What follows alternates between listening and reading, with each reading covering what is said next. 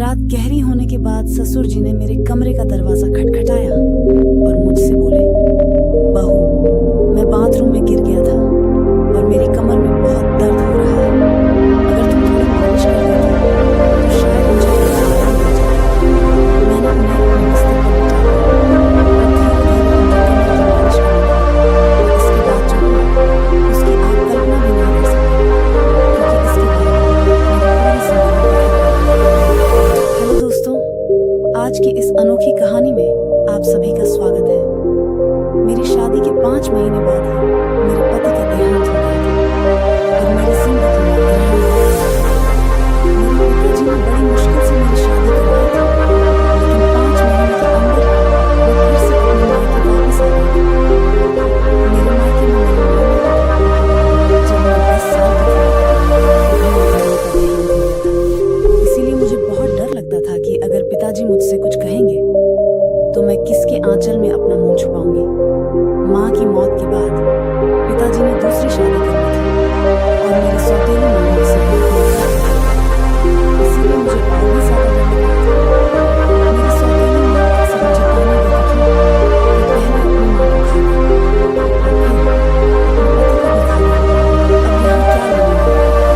क्या हमें भी बर्बाद करके छोड़ोगे? ये सब ताने मुझसे बर्दाश्त नहीं होते थे, पर मैं और कर भी क्या सकती थी।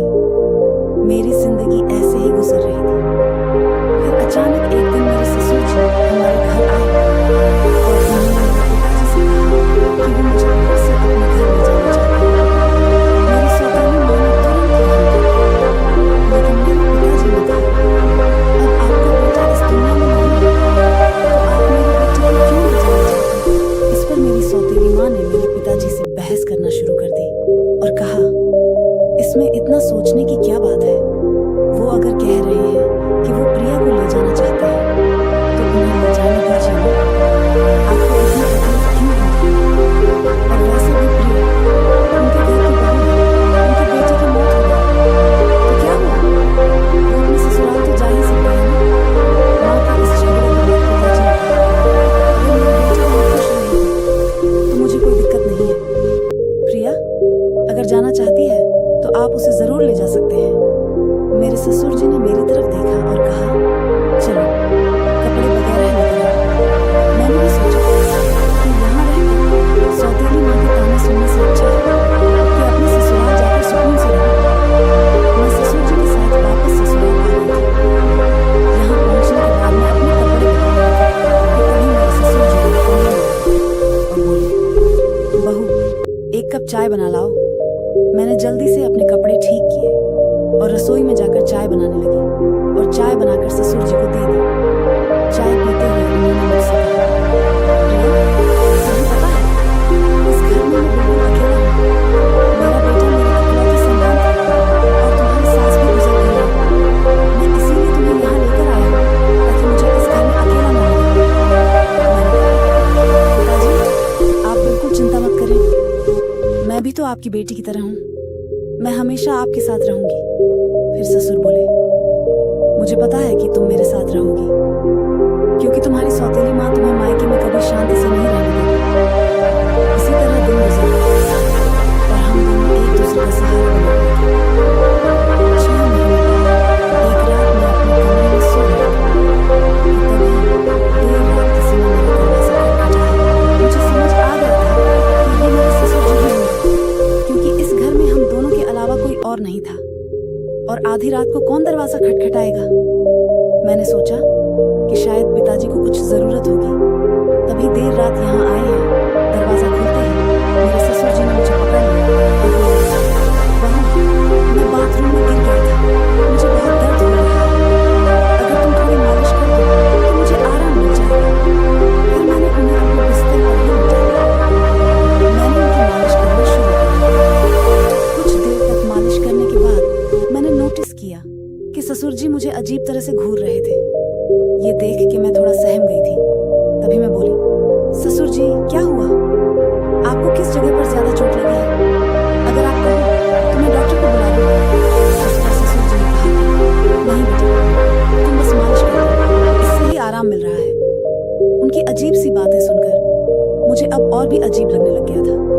फिर मैं बोली, ससुर जी आप यहीं मेरे कमरे में ही बैठ जाइए, कमर में दर्द होगा, आप अपने कमरे तक कैसे जाएंगे?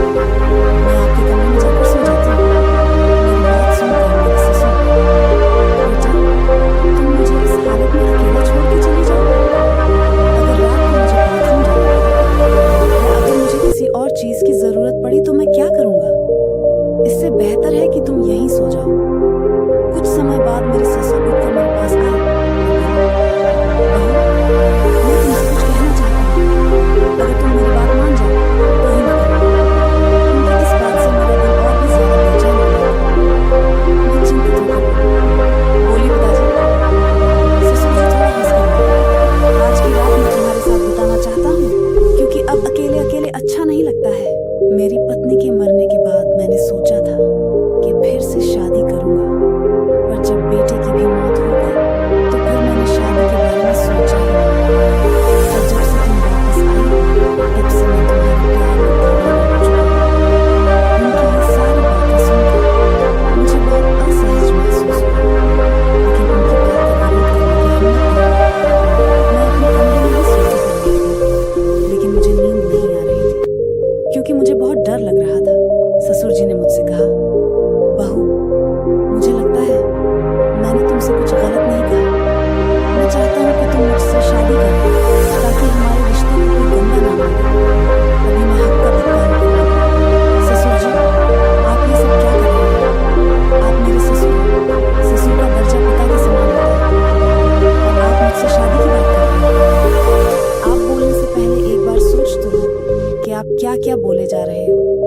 तभी मेरे ससुर बोले, देखो बहू मैं मानता हूँ कि मैं कभी तुम्हारा ससुर था, लेकिन तुम्हारे पति को मरे हुए अब 1 साल हो चुका है।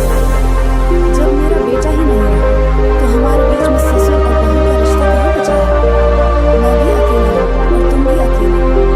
हम पति पत्नी बनकर जिंदगी भर एक दूसरे के साथ दे सकते हैं। उनकी ये बातें सुनकर मेरा मन विचलित हो गया था। मैं आगे और कुछ भी नहीं बोल पाई। एक और सौतेली माँ के अत्याचार और दूसरी तरफ ससुर जी का ये अजीब व्यवहार। मैं तो इन दोनों के पीछे फंस गई थी। जैसे तैसे रात हुई और अगली सुबह मैं अपने ससुर जी की बातों पर सोच विचार करने लगी। ससुर जी का प्रस्ताव मुझे असंभव लग रहा था, लेकिन वास्तविकता मुझे कुछ निर्णय लेने पर मजबूर कर रही थी।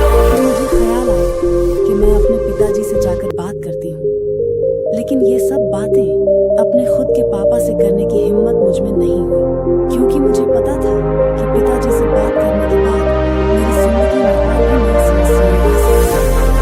इसलिए मैं उनके पास नहीं गई। एक दिन ऐसे ही शाम को फिर से मेरे ससुर जी ने मुझसे कहा, बहू मैंने तुमसे कुछ गलत नहीं चाहा, मैं बस इतना चाहता हूँ कि तुम उन दोनों के सुनने जीवन में खुशियाँ पाओ। मैं अकेले नहीं रह सकता और तुम भी कब तक अकेले रहोगी? तुम्हें भी तो पति की जरूरत सताती होगी।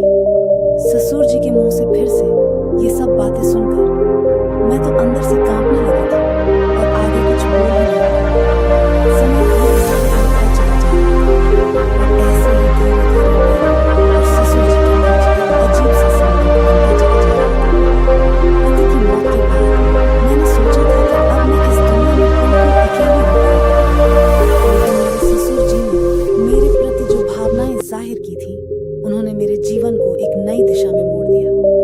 उनके शब्दों ने मुझे भीतर तक झकझोर कर रख दिया था। जब भी मैं सोने जाती थी तो उनकी कही हुई बातें मुझे परेशान करती थी। वो कहते थे कि मेरे साथ रहने से उन्हें अपने अकेलेपन का एहसास नहीं होता और वह चाहते थे कि हम दोनों एक नई जिंदगी की शुरुआत करें। उस रात की बातचीत के बाद मैंने खुद को बहुत असमंजस में पाया। मेरे मन में कई सवाल उठ रहे थे कि क्या ये करना सही होगा? क्या यह समाज के नियमों के खिलाफ नहीं जाएगा? लोग क्या कहेंगे कि पति के मरने के बाद अपने ही ससुर से शादी कर ली, लेकिन कहीं ना कहीं मेरे दिल में यह बात भी थी कि शायद सच में मेरे ससुर अकेलेपन से जूझ रहे हैं। मैंने बहुत सोच विचार के बाद उनसे बात करने का फैसला किया। एक रात मैंने ससुर जी के दरवाजे की कुंडी खटखटाई। उन्होंने दरवाजा खोला। मैं उनके कमरे में गई और बोली, ससुर जी